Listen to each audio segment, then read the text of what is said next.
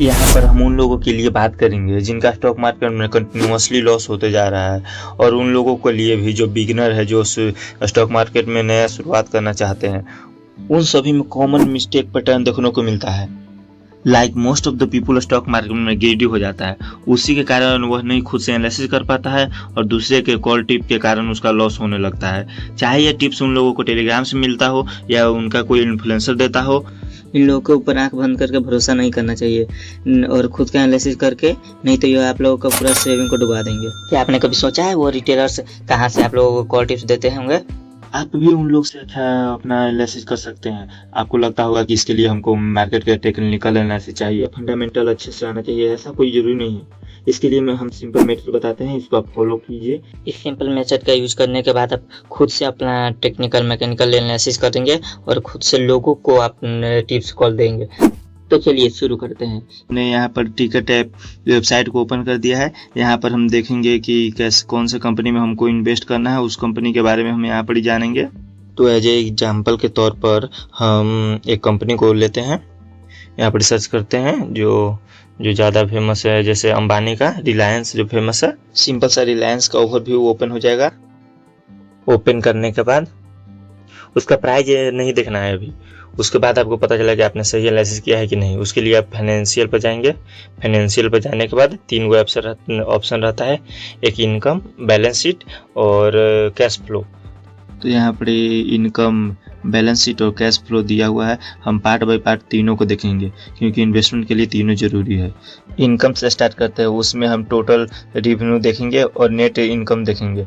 Total revenue के अंदर आप देख सकते हैं तो years by year 3 lakh, 4 lakh crore, 5 lakh crore, 6 lakh crore, 7 lakh, ऐसे टर्म बाय टर्म में बढ़ता जा रहा है। ईयर्स के अकॉर्डिंग रेवेन्यू के मामले में ये कंपनी सही है। उसके बाद हम नेट इनकम में देखेंगे कि उसमें भी सही है कि नहीं। रिलायंस के नेट इनकम पे हम बात करते हैं तो नेट इनकम भी इसका अच्छा है। देखो पहले ईयर्स में इसका 29,000 करोड़ था और उसके बाद बढ़ते ही गया पर ईयर, और उससे बढ़ते ही जा रहा है। जैसे मतलब इनकम देख सकते 2018 में 29,000 से 36,000 बढ़ गया, फिर 49,000 करोड़, 60,000 करोड़, 66,000 करोड़, 69,000 करोड़, मतलब इससे बढ़ता ही जा रहा है। मतलब ये जैसे नेट इनकम में भी ये सही साबित हुआ है। अब इस कंपनी के सेकंड पार्ट की ओर चलेंगे जो है बैलेंस शीट। इसके बाद हम बैलेंस शीट को देखेंगे, इस कंपनी का बैलेंस शीट कैसा है। उसके बाद हमको मालूम चलेगा कि इस कंपनी में कितना भी ग्रोथ होगा, कितना बचा है। इसके लिए हम कंपनी के बैलेंस शीट देखेंगे। उसके अंदर बैलेंस शीट का अंदर आता है एसेट्स, लायबिलिटी। यहाँ पे कई लोगों को कन्फ्यूजन हो रहा होगा कि एसेट्स क्या है, लायबिलिटी क्या है। तो यहाँ पे हम बता दें कि जैसे कि एसेट के रूप में आप मान लीजिए कि आपके पास एक कंपनी है और उस कंपनी को चलाने के लिए अंदर आपने मशीन बैठाया है। उस मशीन का जो कॉस्ट है वो मशीन आपके लिए एसेट के काम करेगा। जैसे आप मतलब घर बनाए हैं, बंगलो बनाए हैं और उसे रेंट पे चढ़ा दिए हैं, वह घर बंगलो आपके लिए वो एसेट का काम करेगा, जिसमें बिना काम किए हुए आपको मंथली पेमेंट आता रहेगा और आप जब चाहे वो मशीन को बेच सकते हैं, अपना पैसा निकाल सकते हैं। सो जिस कंपनी के पास जितना ही एसेट होगा वो कंपनी उतना ही ग्रोथ करेगा। इन फ्यूचर में वो कंपनी उतना ही ग्रोथ करेगा इतना उसके पास एसेट पर ईयर बढ़ते जा रहा है। उसी तरह लायबिलिटी से को हम समझने के लिए, जैसे कि आप जिस कंपनी लिए उस कंपनी को चलाने के लिए वह वर्कर्स, इलेक्ट्रिसिटी, फ्यूल्स की जरूरत पड़ती है। मतलब खर्च, उस कंपनी को चलाने के जितने खर्च है वो खर्च उस कंपनी के लिए लायबिलिटी का काम करेगा। सो हम कह सकते हैं जितना कम लायबिलिटी होगा उतने कंपनी के फ्यूचर ग्रोथ के लिए सही रहेगा।